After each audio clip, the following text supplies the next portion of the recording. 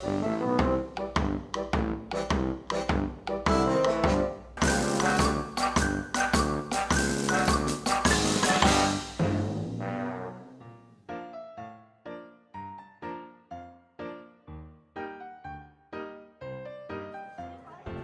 but I really did make the reservation.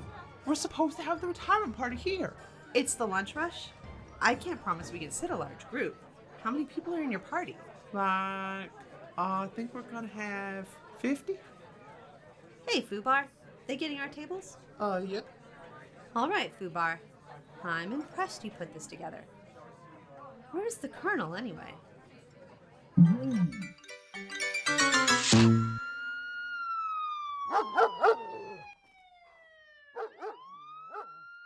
Sir, because your party didn't show up, you have to pay the reservation fee.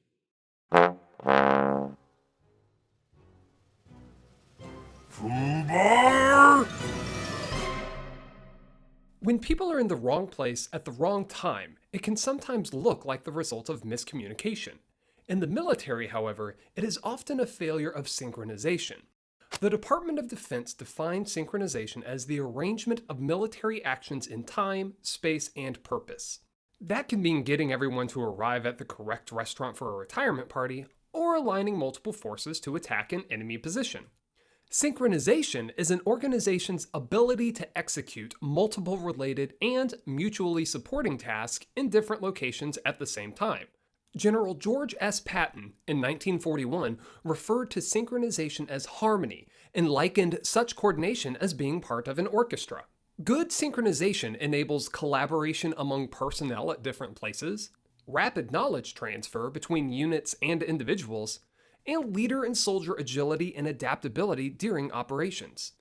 As one of the 4 tenets of Army operations, synchronization should be built into all plans and operations you support as a staff officer.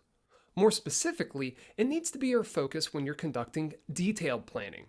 Detailed planning works out the scheduling, coordination, or technical problems involved with moving, sustaining, and synchronizing actions toward the desired end state. However, synchronization is not a final destination, but instead a means of control.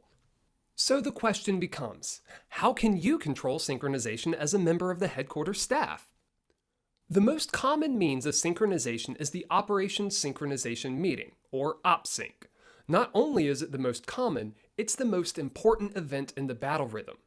When conducted effectively, participants walk out with a common understanding of current operations, including how their actions will impact everyone else. In order to better accomplish this, however, the entire battle rhythm should be synced and sequenced so that the outputs from one meeting feeds into following activities. Another tip is to use common synchronized calendars instead of multiple calendars to schedule the command's events.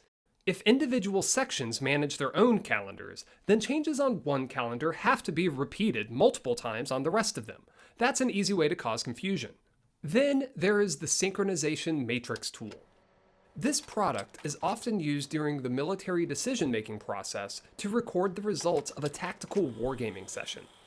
When used in wargaming, it helps planners visualize potential enemy and civil responses to our potential actions.